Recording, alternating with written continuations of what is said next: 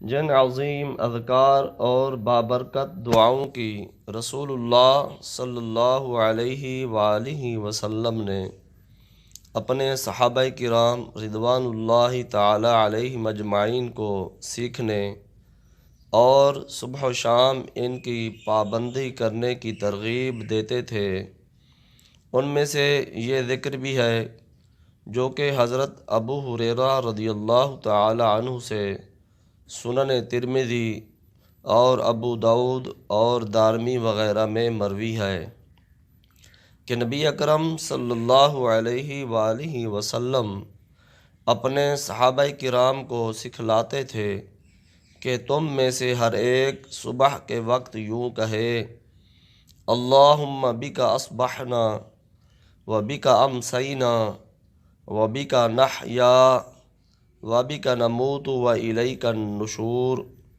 یعنی یا اللہ، ہم نے تیری نعمت و توفیق سے صبح کی ہے اور تیری مدد و مہربانی اور مشیت سے شام کریں گے، اور تیری مشیت و توفیق سے جیتے اور مرتے ہیں، اور تیری طرف دوبارہ زندہ ہو کر آنا ہے۔ اور شام کے وقت کہے: اللہم بک امسینا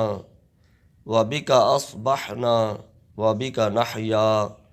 وبک نموت والیک المصیر۔ یہ عظیم دعائے نبوی اور مبارک ذکر ہے۔ مسلمان کو چاہیے کہ ہر صبح و شام اس کو ادا کرے